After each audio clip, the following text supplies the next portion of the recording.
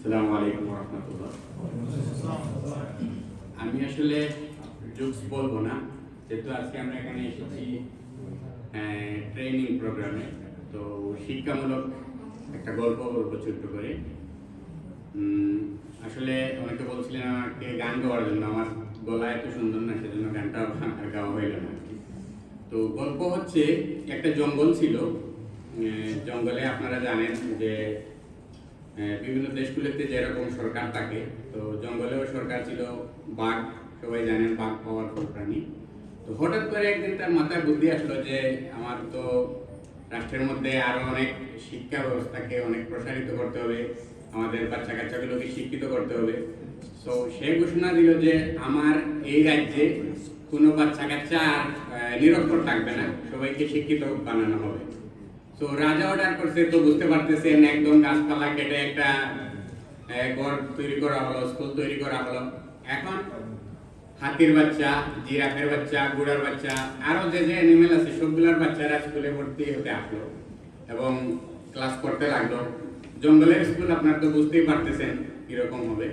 তো সময় যাচ্ছে, 3 মাস পরে তাদের যখন প্রথম সাময়িক যেটা একটা টেস্ট আসলো, সেখানে দেখা গেল কি তারা সবার বাচ্চারা ফেল করে দিয়েছে। সাবজেক্টটা কি? সাবজেক্ট হচ্ছে গাছে চড়া।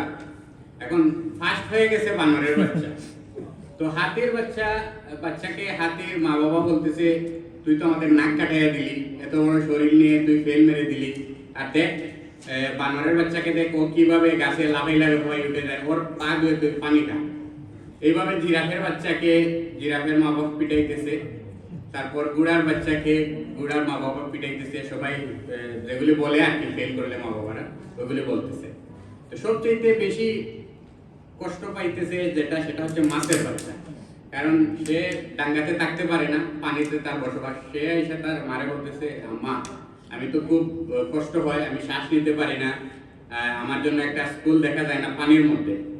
তখন মা আরো উল্টা করে দুলাই দিতেছে, হ্যাঁ পড়ালেখা করতে মন চায় না, তুমি স্কুল বদলাবা, এরকম স্কুল পাবা নাকি, এত বছর পর একটা স্কুল খুলছে, ওইটা নিয়েও তোমার কমপ্লেন না, এটা হবে না, তুমি বরং ওই স্কুলে যাবা এবং ওইখানে পড়ালেখা করে ডিগ্রি করবা, চাকরি করবা, যেটা ফিউচারের জন্য আমাদের প্ল্যান থাকে আর কি।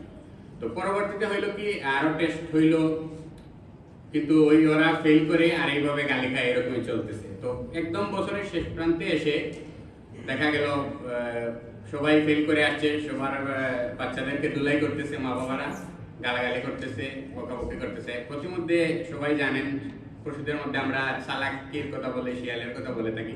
শিয়ালের সাথে দেখা, তো শিয়াল বলতেছে, তোমরা এত রাগান্বিত হয়ে কোথা থেকে আসছো বা কোথায় যাবে? তো তারা বলতেছে, দেখেন মশাই, এত কষ্ট করে একটা স্কুল করা হলো, আমরা ছাদা দিলাম, পরিষ্কার করলাম, এরকম করে একটা স্কুল করলাম, আর এখন হচ্ছে কি ওই বানরের বাচ্চাটা টপ হয়ে যায়। আর শেষ যে রেজাল্ট আসছে ফাইনালি, সেখানে একটা বিষয় টপ করছে মাছের বাচ্চা, সেটা হচ্ছে কি সাঁতার কাটা। ও তো পানিতে থাকে, ওর সাথে কেউ সাঁতার কেটে পারে নাই, সে সবার আগে চলে গেছে। তখন শিয়াল বললো যে, দেখো হাতি, তোমার এত শক্তি আছে, তোমার বাচ্চার গাছে ওঠার দরকার কি?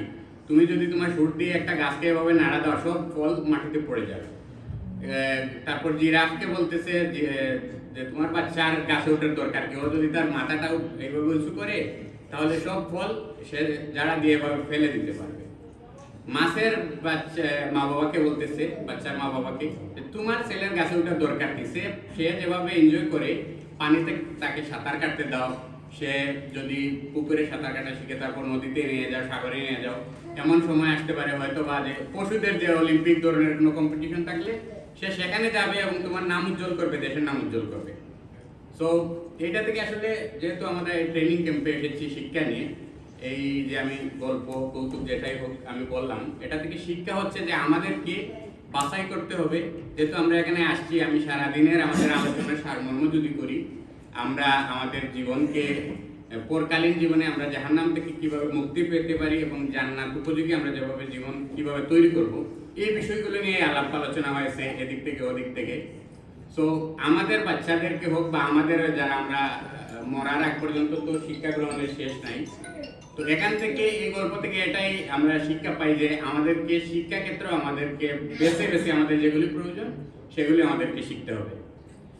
ধন্যবাদ সবাইকে। আসসালামু আলাইকুম।